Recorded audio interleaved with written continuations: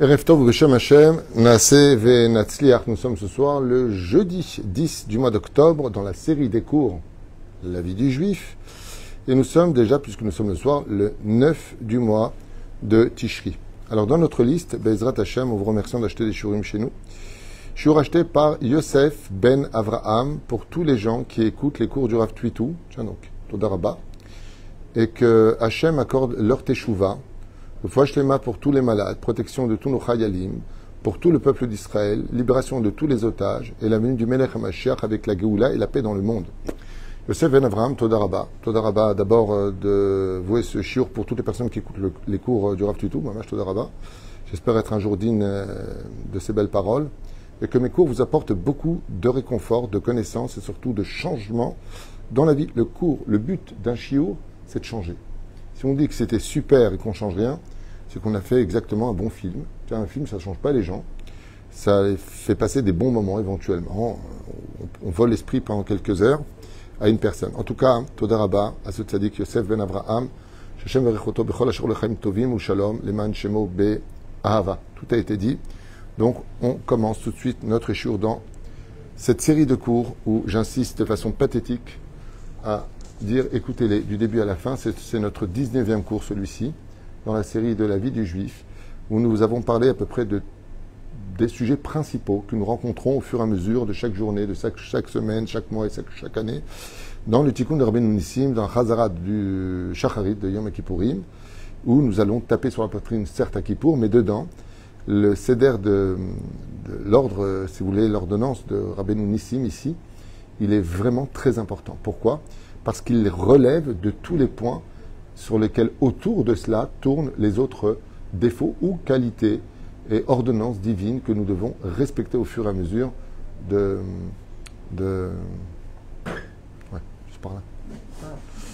au fur et à mesure de notre judaïsme, dont un, donc le cours pour ceux qui prendraient que ce cours en route et qui n'ont pas vu le premier, deuxième, troisième et ainsi de suite, chose que je conseille vivement de faire, même pendant la fête de Sukkot, dans la Soukha, vous pouvez tout à fait regarder, si vous regardez votre portable, au moins regardez des choses qui soient permises, et donc regardez la série de la vie du juif, à méditer, à voir ensemble, même en tant que couple ou en famille, pour voir Bémet, qu'est-ce qu'on doit ou pas arranger dans nos vies.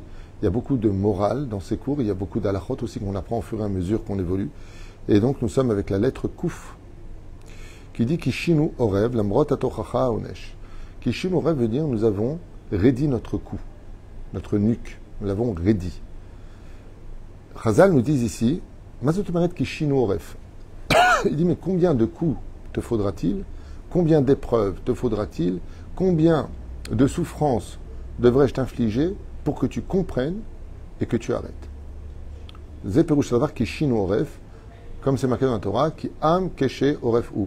Un jour, quelqu'un me posait la question à propos de cette plainte que Moshe Rabbeinu rappellera à Dieu, qui am keshe oref ou. Tu savais très bien que ce peuple est un peuple à la nuque raide, on est têtu dans notre façon d'être. Et il m'avait posé la question, il m'a dit, mais est-ce que c'était vraiment une qualité ou c'est un défaut d'être vraiment un peuple têtu? La réponse est simple. Dans toute qualité, il y a des défauts et dans tout défaut, il y a des qualités. En réalité, cela dépendra de ce qu'on en fait. Une personne qui est, par exemple, jalouse, c'est pas bon d'être jaloux. Mais quand il est jaloux de quelqu'un qui avance beaucoup dans la Torah et qui fait Torah mitzvot et que lui n'est pas, alors c'est une jalousie qui peut être positive. Jalouser les biens d'une autre personne ou ce qui ne nous appartient pas, c'est négatif. Mais d'avoir de la jalousie pour Dieu, par exemple. Quelqu'un a offert une belle maison à un ami. Et toi, tu vas offrir une belle maison pour Dieu. Tu es jaloux parce que tu veux faire la même chose. C'est-à-dire, tout ce qui touche à l'Akdoucha, la jalousie est positive. C'est ça que je voulais dire. Et c'est pareil dans toutes les vertus. C'est vraiment pareil dans toutes les qualités. Donc, Am Keshorev, je lui ai expliqué que si on n'était pas un peuple à la nuque raide, après tous les pogroms, les holocaustes et les injustices qu'on a subies dans nos vies, mais les Juifs, ça ferait longtemps qu'ils auraient disparu de ce monde. Ce qui nous a maintenus vivants, c'est notre obstination à nous attacher à la tradition juive, à la Torah et à ses mitzvot. Malgré tous les déboires, malgré toutes les assimilations de 2000 ans à travers des pays, déplacés, spoliés, massacrés, brûlés et ainsi de suite, le peuple d'Israël, on est encore là à parler de Torah. Et ça, c'est un miracle qui révèle la qualité de Am Keshe Oref. Ce peuple à la nuque raide, ça veut dire quoi raide? On ne peut pas le dévier de son chemin. À Israël, on a une garantie depuis 3 sources. On a eu 3 personnages qui vont créer en réalité cet alliage qui sont Abraham, Yitzhak et Jacob, donc les trois pères que nous avons dans le judaïsme, et qui vont justement endurcir la nuque du peuple d'Israël pour ne pas qu'elle se brise et qu'elle disparaisse de ce monde. Donc c'est une qualité, mais dans le cas échéant, c'est un défaut.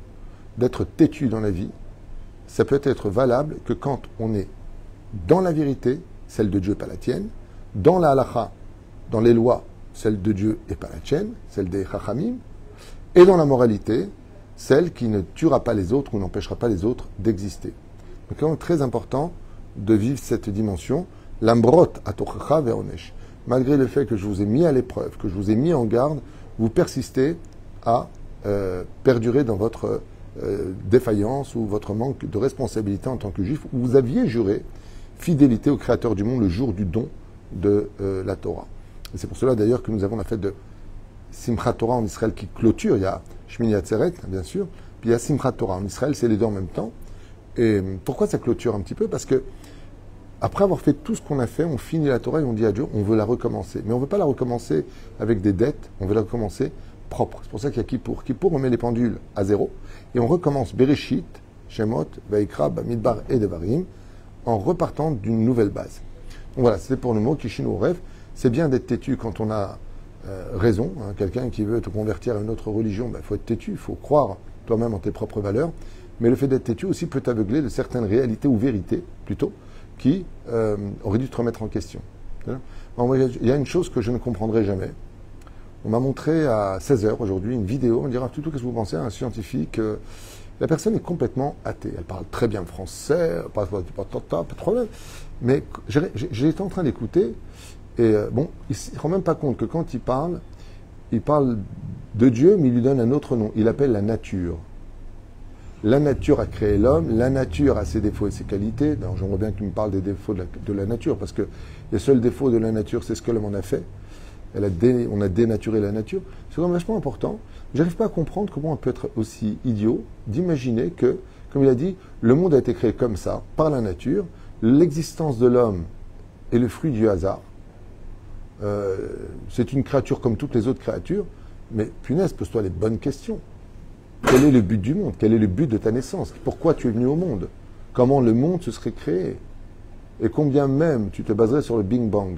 Pose-toi les bonnes questions. D'abord, une explosion, elle ne peut pas construire mais détruire. C'est le but de l'explosion, exploser. Elle ne peut pas créer une perfection aussi minutieuse que la mathématique de l'espace et de l'espace-temps, de la vitesse lumière, de tout ce qu'on connaît. C'est vraiment incroyable. Donc, il y a des gens qui sont têtus.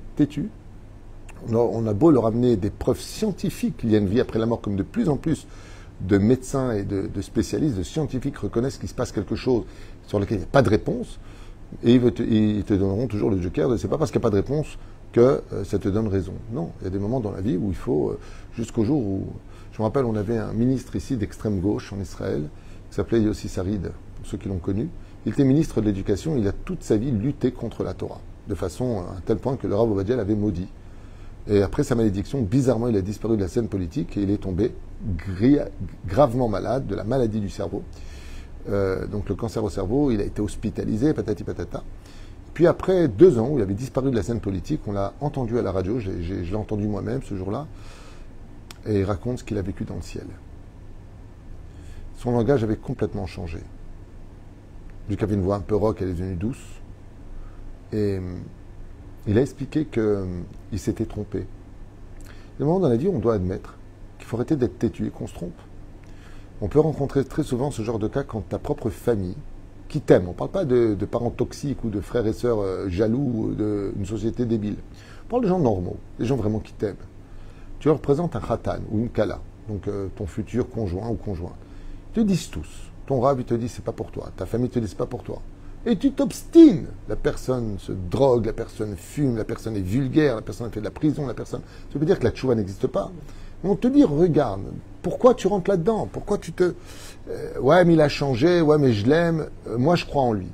Et voilà, c'est une vraie histoire, hein, ce que je vous dis. Police tous les jours à la maison, coups et blessures, il est alcoolique, il jette les bouteilles, il a failli la jeter sur sa femme, ça a explosé, le petit qui avait 1 an, il a été blessé, mais des trucs de fou.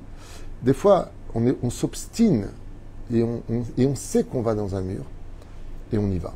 comme je le dis d'ailleurs, ce qui m'a un peu surpris, je trouve que l'Europe, je trouve que même Israël, pendant des décennies en Israël, on a joué un peu le rôle du chaperon rouge. On voyait les choses venir comme on le découvre au fur et à mesure aujourd'hui, que des kilomètres sans fin, des 700, 800, 1000, 10 000 kilomètres de tunnels ont été creusés, que il s'est passé tellement... On est au courant de tout ce qui se passe. C'est pas né comme ça. Et on a joué la politique du petit chaperon rouge, comme en Europe, où ce qui était en train de se vivre, c'est tellement évident qu'on va vers une fin, on va vers quelque chose que toute la classe politique reconnaît aujourd'hui. La gauche est devenue dictaturale en France. C'est dictatural par les paroles, par les gestes, par de la violence, par les gens. Vous vous rendez compte qu'avant-hier, il y a une jeune fille de 19 ans, une jeune fille juive dans le 19e arrondissement de Paris qui a été violée. Et ils lui ont gravé avec le couteau des croix gammées sur le corps. Donc on parle de choses qui sont quand même... qui encouragent à la haine. On l'entend dans les rues, à mort les juifs. On le voit sur les trottoirs des Champs-Élysées, à mort les juifs, avec toutes sortes de slogans. Il faut faire très attention à cela. Il faut faire très très attention à cela parce que ça emmène à une espèce, cette obstination de vouloir, au nom de la démocratie, créer un bien-être général pour l'humanité, a mené aujourd'hui à la perte de l'humanité. Et cette perte de l'humanité, elles sont mauvaises. Aujourd'hui, la Chine menace les États-Unis et l'Europe, l'OTAN. La Russie menace, la France dit qu'elle a de quoi répondre. L'OTAN, ça sent mauvais ce qui se passe aujourd'hui. Nous, aujourd'hui, qui essayons de nous battre sur 7 fronts différents, ça sent mauvais ce qui se passe. Il y a une obstination et tout le monde prône pour la paix. C'est extraordinaire d'entendre toutes les classes politiques et tous les ministres parler que de paix alors qu'ils se préparent tous à la guerre. C'est un peu bizarre. Enfin bon. Kishinu atzmenu ladat. Il dit ici Kishinu atzmenu ladat. Nous nous sommes endurcis dans le savoir, dans notre savoir. C'est-à-dire vouloir avoir raison. Qu'il kanutzenorot hashefa. Alors là, par contre, il faut s'arrêter une seconde. Je voudrais expliquer quelque chose qui va répondre à beaucoup de gens. Je vais d'abord traduire. Écoutez bien l'explication de nos Srachamim. Bien sûr, tout ce que je vous dis, c'est pas de moi. Bon, là, je mets un peu d'histoire contemporaine à ce qu'on vit. Mais qu'il kanutzenorot hashefa, c'est hyper important. Traduction. Nous avons détruit les canaux de l'abondance. Voilà ce qu'on vient de lire. Qu'est-ce que cela vient enseigner? Chers amis, vous savez que on appelle le bon Dieu parce que Dieu est bon et que Dieu ne fait jamais de mal. Jamais. Par contre, il peut y avoir des conséquences, comme une mère qui dit à son fils, ne touche pas le fer à repasser, elle le met en hauteur, car il est brûlant, voilà, je l'éloigne de toi pour pas que tu te brûles. Elle a pris toutes les mesures de sécurité. L'enfant obstiné prend un tabouret et veut absolument mettre sa main sur le fer à repasser. Il hurle. Est-ce que sa mère l'a brûlé? Non. Sa mère a pris une mesure. Elle a débranché, mais il était encore chaud. Elle a mis de côté. Et le petit, quand il veut, il va jusqu'au bout. C'est exactement ce que nous dit Dieu. Dieu nous dit, moi, je vous envoie du bien. Le bien passe par des mondes ésotériques, des mondes parallèles qui arrivent jusqu'à nous, qu'on appelle les 10 sphirotes. Quand ils arrivent jusqu'à nous, si nous on est propre et qu'on n'a pas bouché les canaux, ils arrivent. La parnassa, la santé, le zivouk, tout arrive. Seulement, le problème qu'on a, et qu'on ne voit pas, qu'on ne réalise pas, et qu'on ne comprend pas, c'est que quand on fait quelque chose d'impropre, on va créer un ange négatif, et cet ange négatif monte par ce canal. Monte par ce canal. Et quand il monte par ce canal, étant donné qu'il n'est pas fait pour lui, il est difforme par rapport au canal, il va le boucher. Il va détruire le canal. Ce qui fait que quand Dieu t'envoie de l'abondance, il n'arrive pas jusqu'à toi. C'est pas que Dieu ne t'envoie pas, Dieu il t'envoie. Prenons l'exemple d'une personne qui m'a appelé un peu en colère un jour au téléphone et qui me dit c'est vous le Rav Tuitou? Je lui dis ouais. Il me dit voilà, je comprends pas. Je dis c'est déjà une bonne chose d'avoir compris qu'on n'a pas compris, parce qu'il y a des gens qui pensent avoir compris et n'ont rien compris. Alors il me dit bon écoutez, voilà, moi je donne du maaser, je comprends pas pourquoi je m'en sors pas financièrement. Pourtant Dieu il a dit mets-moi à l'épreuve et tu verras. Alors je lui dis quelque chose et il y a eu un blanc au téléphone. Il a rigolé, il m'a dit vous êtes trop fort. Je lui ai dit écoutez, on n'est pas là pour savoir qui est fort ou pas. Je lui ai dit monsieur, si vous jouez avec la Brit Mila, couchez avec n'importe qui et jetez votre semence partout, il est évident que Dieu vous envoie mais que ça n'arrivera pas.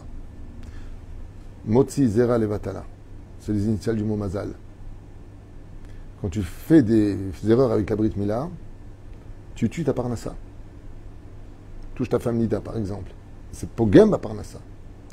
Alors, il y a eu un silence, il m'a dit, alors quoi, si j'arrête, c'est bon? Je dis, moi, je suis pas Dieu, Baba, c'est pas moi qui t'envoie quoi ce soir. Ce que je sais, c'est que si Dieu, il te promet, tu donnes vraiment le masser. En plus, c'est toi qui dis, tu donnes le masser. Tu sais comment on le donne, tu sais comment, avec qui le donner, tu sais comment faire. On a rentré dans certains détails. Mais il a tout de suite arrêté, il m'a dit, ouais, c'est vrai. Je lui ai dit, alors, t'es toujours fâché? Il m'a dit, non. Je lui ai dit, Dieu, il t'envoie, mais toi, tu bouches.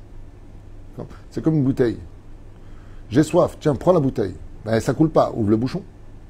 Tu as bouché la bouteille. C'est pareil. Les avérotes bouchent l'abondance. La teshuva décapsule les bouteilles. C'est l'exemple. Donc même si vous êtes une bouteille à la mer, n'oubliez pas de vous décapsuler. Afarnu otam les borot nishbarim, et nous avons malheureusement fait de ces canaux d'abondance des puits, des trous que nous avons brisés. Asher lo yachilu amaim, et donc ils ne pourront pas apporter jusqu'à nous l'eau, donc d'où l'exemple de l'eau que j'avais pris. Et garamnu le eved, naval, qui imlorf et shifra, qui tirache gevirta. Et on a inversé les rôles. Il y aura une espèce de, à cause des avérotes, des disputes dans la famille, où Yimlor Shifra, ce sera la femme qui prendra. Alors, Yimlor Shifra, ici, le mot c'est servante, je ne sais pas pourquoi, à l'époque c'était comme ça, que la servante montera sur le Shilton, c'est-à-dire ceux qui sont en bas prendront le pouvoir sur ceux qui sont en haut, Gevirta betim Sholba. Et ta femme te dirigera. C'est-à-dire que les hommes seront malheureux, les femmes deviendront beaucoup plus dures, les hommes seront soumis aux femmes. Et tout ça, c'est dû à quoi? À la malédiction. Selon ce qui est marqué dans le texte ici, il y a 1000 ans en arrière. C'est quand même assez intéressant. Comme quoi que, dans certaines religions, c'est l'homme qui a le dessus sur la femme. C'est-à-dire la femme se tait, l'homme qui dirige tout, la femme marche à distance. Est-ce que c'est bien chez nous? Non. Dans d'autres civilisations et cultures, ben, la femme prend le pouvoir, mais que là où ça l'intéresse.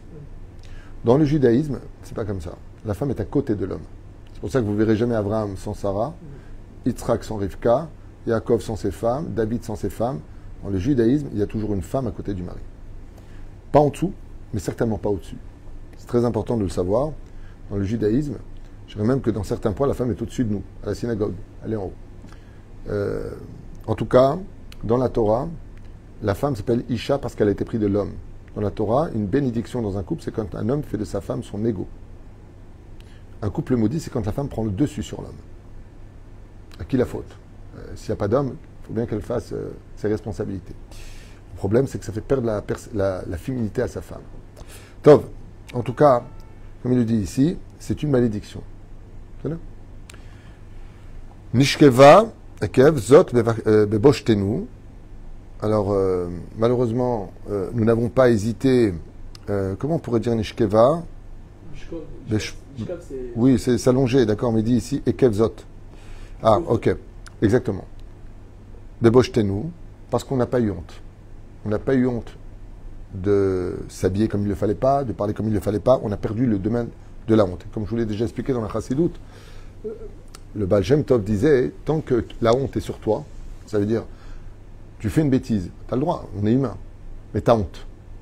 Je me rappelle quand on était jeune, j'en parle souvent dans les cours, mais on n'était pas dans la Torah, je parle même des non-juifs. Quand les filles sortaient en jupe courte, moi je me rappelle, j'avais 8 ans, 10 ans, j'entendais les parents disaient, mais tu n'as pas honte, mais tu n'as pas honte. Avec qui tu t'embrasses, qui t'a ramené à la maison? Il y avait de la honte. On avait honte quand on avait menti, on disait, j'ai menti tout à l'heure, je ne savais pas comment m'en sortir, on avait honte. La honte permet de faire tes chouvas. Quand on n'a plus honte de rien, alors ça devient une vie comme une espèce de virus qui s'étend partout. On tue la vie des autres, parce qu'on n'a plus honte de rien. On n'a plus honte de déranger, on n'a plus honte de tuer, d'esquinter, on n'a plus honte de rien. À ne pas confondre avec la légitime défense, pour le cas où il y aurait des gens qui disent, il est marrant ce rave. Tov, et nous, donc on avance, Kelimatenu, et nous avons couvert nos méfaits, c'est-à-dire non seulement tu fais du mal, mais en plus ça tu essaies de les justifier.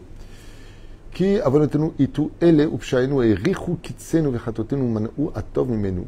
Et pendant qu'on a essayé de couvrir le mal qu'on aurait fait ou les choses qu'on aurait dû arranger, eh bien, on a évité aussi de faire le bien pendant ce même temps-là, d'où le fait de parler de din vecheshbon. Pourquoi din? Tu rendais compte sur ce que tu as fait comme méfait. Cheshbon, on va comptabiliser le temps que tu aurais pu faire des mitzvot avec, au lieu de faire des fautes. Oelaim labanim shegalu me'al shulchanam aviem zekame shanim, orech yamim veshanim rabbim veraim.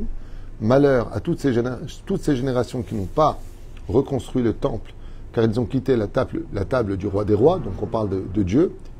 Déjà, toutes ces années, donc, Orech Yamim, tous ces longs jours, Veshanim, et ces longues années Rabim, Veraim, et qui ont été mauvaises pour nous. Pourquoi? Parce que, à la base, quand on a été choisi comme peuple d'Israël, c'était pour kiffer ce monde. Il y a Abduchamim, Bishtachabou, Lechalomim, et ce qu'on en voit, ce n'est pas des résultats du tout. Au contraire, Israël toujours en train de se justifier comme un petit enfant, doit donner des comptes, et il doit, et malgré tout, on est critiqué. Résultat des courses, il dit Zeraim. Kafatzum liadom militant tzedaka. Et nous avons même évité nos mains de pouvoir aider l'autre alors qu'on aurait pu avec la tzedaka. Ça, bien sûr, il ne faut pas oublier que je pense que le peuple d'Israël était certainement un des peuples qui est donc le plus. Même quand il y a eu les tremblements de terre en Turquie, ça a été le premier pays à bouger, à donner, à aider, même en Afrique et ailleurs. Katafnu malouach alessiach. Alors, ifsaknu midivre Torah, b'sicha betela. Katafnu malouach. Qu'est-ce que ça veut dire? Nous n'avons pas hésité à quitter des paroles de Torah pour parler de bêtises futiles dans ce monde. Ki balnu lachonara. Nous avons reçu des critiques sur nos frères juifs les uns sur les autres, ce qui est extrêmement grave. Celui qui reçoit du lachon est plus grave que celui qui le dit, comme vous le savez, car il aurait pu arrêter celui qui l'a dit. Ki lalnu avaem. Nous avons manqué de respect à nos parents et pire encore, on les a maudits, on les a insultés. Ki lalnu chaverenu shnotenu. Nous avons insulté nos amis et même manquer de respect à nos femmes, ou neshotenu, pardon. Et donc, on aurait mal parlé à nos femmes ou insulté nos femmes, ce qui est considéré dans la Torah comme étant extrêmement grave. Il faut savoir qu'un homme qui maudit sa femme, un homme qui insulte sa femme, c'est une personne qui insulte son propre mazal. Et de l'autre côté, ce serait bien que les femmes aussi se calment, dirait-il. Voilà pour cette lettre-là que nous venons de lire, de faire ensemble. Je propose de finir encore une lettre. On va faire la lettre Resh en même temps, puisqu'il y a 3 lignes. Rachanu. Les Maaseh Racha, nous avons peut-être fait le mal dans l'année. Raïm la Shamaïm ve la Briotainu. Peut-être qu'on a été mauvais vis-à-vis du ciel et vis-à-vis de l'homme, de la créature. Ravnu im Adam Chinam. Nous nous sommes souvent disputés pour rien. Ça, je peux vous l'affirmer que c'est dommage. Dans les couples et les familles, souvent, ça démarre d'une petite étincelle qui a pris un feu de forêt. Aval, écoutez bien ce qu'a marqué Ravnu im Adam Chinam. Nous avons eu des disputes avec un homme innocent, avec des personnes qui n'avaient rien à voir. Radafnu achar aschara ve achar akavon. Nous avons poursuivi les honneurs et le respect. C'est-à-dire, à Icar, on a fait les choses pour être respectés, pour être mis sous les projecteurs. Remino traverez-nous. Malheur à celui qui a trompé ou arnaqué ou volé son prochain. Malheur à lui, qui n'espère pas avoir de bracha, de bénédiction toute sa vie durant, car tout argent mal acquis ne profitera jamais. Et nous avons été empressés de participer à toutes les disputes, de se mêler de chaque chose, et nous n'avons pas hésité de rentrer nous-mêmes dans le péché, de parler des uns et des autres, ou de rajouter de l'huile sur le feu. Tout ceci, c'est ce qu'on dit, et c'est ce que, dans ce paragraphe-là, la Torah nous demande impérativement d'arranger, Bezrat Hashem, Am Israël, Chai Vekayam, et bien sûr qu'il n'y ait pas d'ambiguïté à travers ce chiour. On ne parle pas du tout du conflit, de ce qui se passe dans le Moyen-Orient, dans le Proche-Orient, et de ce qui se passe avec ceux qui veulent notre mort. Il n'y a pas de rapport avec ça. La légitimité d'Israël existe, Bezrat Hashem, espérons que la paix revienne le plus vite possible pour chacun de nous. La situation est très difficile en Israël, beaucoup de gens partent tous les jours, tous les gens meurent, je parle. Beaucoup de boutiques qui ferment, beaucoup de gens qui sont dans un état pitoyable, psychologiquement parlant. J'ai appris aussi récemment que le massacre du 7 octobre a été tellement violent pour les personnes qui étaient là-bas que certains sont entrés en hôpital psychiatrique. C'est extrêmement grave. Ce qu'ils ont vu de leurs propres yeux du massacre du 7 octobre, les gens qui sont partis pour ramasser les corps, pour voir, qui ont été appelés par l'armée, par les associations pour ramasser les corps.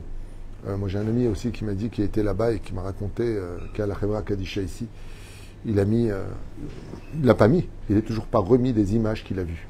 Les yeux arrachés, matrice retirée, la femme était vivante, ils lui ont coupé la matrice de l'intérieur. Shem Ishmael Verachem, Achim Bezrat Hashem, qu'on ait vraiment la paix dans le monde, que la vérité sorte une fois pour toutes, et que Israël relève la tête de toutes ces 2000 ans d'accusations, de poursuites. Je ne sais pas pourquoi le juif dérange tout le temps. En tout cas, ici, ce qu'on a lu dans le Tikkun de Rabbeinu Nissim, c'est quelque chose qui doit tous nous remettre en question pour cette année. Rien que qu'on se parle bien tous les uns et les autres, qu'on trouve du mérite aux uns et aux autres, et surtout, si on n'arrive pas à trouver de bonnes choses à dire sur les uns et les autres, au moins ferme ta bouche pour ne pas dire du mal des uns et des autres. Il y a 7 shiurs qui ont été faits aujourd'hui, qui vous attendent. Je vous en prie, partagez, c'est très important. La vie du juif, numéro 19, Kol Tuv et Litraot.